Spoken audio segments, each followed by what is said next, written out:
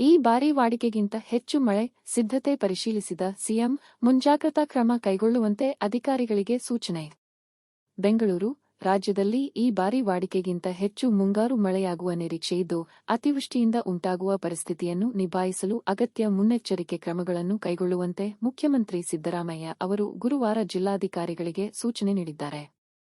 ಮುಖ್ಯಮಂತ್ರಿ ಮತ್ತು ಉಪಮುಖ್ಯಮಂತ್ರಿ ಡಿಕೆ ಶಿವಕುಮಾರ್ ಅವರು ಇಂದು ಎಲ್ಲಾ ಜಿಲ್ಲೆಗಳ ಜಿಲ್ಲಾಧಿಕಾರಿಗಳು, ಡಿಸಿ ಮತ್ತು ಜಿಲ್ಲಾ ಪಂಚಾಯತ್ ಸಿಇಒಗಳೊಂದಿಗೆ ವಿಡಿಯೋ ಕಾನ್ಫರೆನ್ಸ್ ಮೂಲಕ ಸಭೆ ನಡೆಸಿ ಬರ ಪರಿಹಾರ ಚಟುವಟಿಕೆಗಳ ಜೊತೆಗೆ ಮುಂಗಾರು ಪೂರ್ವ ಸಿದ್ಧತೆಗಳನ್ನು ಪರಿಶೀಲಿಸಿದರು. ಮೇ ತಿಂಗಳಲ್ಲಿ ಮುಂಗಾರು ಪೂರ್ವ ಮಳೆ ಸಾಮಾನ್ಯಕ್ಕಿಂತ ಹೆಚ್ಚಾಗಿದ್ದು, ಕೆಲವೆಡೆ ಶೇ.40 ಹಾಗೂ ಕೆಲವೆಡೆ ಶೇ.50 ಅಥವಾ ಶೇ.60ರಷ್ಟು ಮಳೆಯಾಗಿದೆ. ಕೆಲ ಜಿಲ್ಲೆಗಳಲ್ಲಿ ಬಿತ್ತನೆಯೂ ಆರಂಭವಾಗಿದೆ. ಹವಾಮಾನ ಇಲಾಖೆ ಮುನ್ಸೂಚನೆ ಪ್ರಕಾರ ಈ ಬಾರಿ ವಾಡಿಕೆಗಿಂತ ಹೆಚ್ಚಿನ ಪ್ರಮಾಣದಲ್ಲಿ ಮಳೆಯಾಗುವ ಸಾಧ್ಯತೆ ಇದೆ ಎಂದು ಸಿಎಂ ಸಿದ್ದರಾಮಯ್ಯ ತಿಳಿಸಿದರು.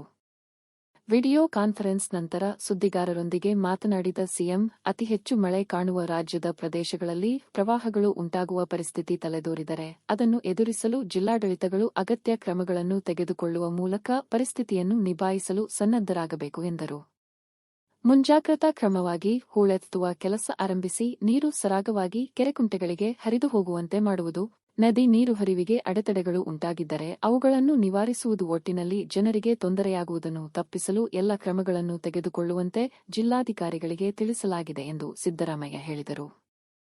ಬಿತ್ತನೆ ಅವಧಿ ಆರಂಭವಾಗುತ್ತಿದ್ದಂತೆ ರಾಜ್ಯಾದ್ಯಂತ ಬೀಜ, ರಸಗೊಬ್ಬರ ಹಾಗೂ ಕೀಟನಾಶಕಗಳ ಪೂರೈಕೆಯಲ್ಲಿ ಕೊರತೆಯಾಗದಂತೆ ನೋಡಿಕೊಳ್ಳಲು ಅಧಿಕಾರಿಗಳಿಗೆ ಸೂಚಿಸಲಾಗಿದೆ.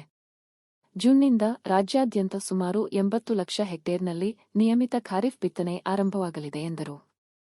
ಯಾವುದೇ ಲೋಪ ಅಥವಾ ನಿರ್ಲಕ್ಷ್ಯ ಕಂಡುಬಂದಲ್ಲಿ ಜಿಲ್ಲಾ ಮಟ್ಟದ ಅಧಿಕಾರಿಗಳೇ ಹೊಣೆಗಾರರಾಗಿದ್ದು, ಅವರ ವಿರುದ್ಧ ಸೂಕ್ತ ಕ್ರಮ ಕೈಗೊಳ್ಳಲಾಗುವುದು ಎಂದು ಸಿಎಂ ಎಚ್ಚರಿಕೆ ನೀಡಿದರು.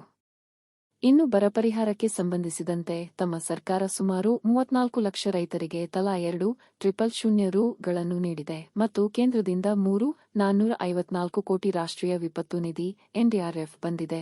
ಅದನ್ನು ಹಂಚುವ ಕೆಲಸ ಶೀಘ್ರದಲ್ಲಿ ಪ್ರಾರಂಭಿಸಲಾಗುವುದು ಎಂದು ಸಿದ್ದರಾಮಯ್ಯ ಹೇಳಿದರು. ಕೆಲವೆಡೆ ಪರಿಶೀಲನೆಗೆ ಸಂಬಂಧಿಸಿದಂತೆ ಪರಿಹಾರ ವಿತರಣೆಯಲ್ಲಿ ಸಮಸ್ಯೆಗಳಿದ್ದರೆ ಅದನ್ನು ಪರಿಹರಿಸಿ ಶೀಘ್ರ ಪ್ರಕ್ರಿಯೆ ಪೂರ್ಣಗೊಳಿಸುವಂತೆ ಎಲ್ಲ ಜಿಲ್ಲೆಗಳ ಜಿಲ್ಲಾಧಿಕಾರಿಗಳಿಗೆ ಸೂಚನೆ ನೀಡಲಾಗಿದೆ. ರಾಜ್ಯ 240 ತಾಲೂಕುಗಳ ಪೈಕಿ 223 ತಾಲೂಕುಗಳನ್ನು ಬರಪೀಡಿತ ಎಂದು ಘೋಷಿಸಿದೆ ಮತ್ತು ಅವುಗಳಲ್ಲಿ 196 ತೀವ್ರ ಪೀಡಿತ ಎಂದು ವರ್ಗೀಕರಿಸಲಾಗಿದೆ ಎಂದರು.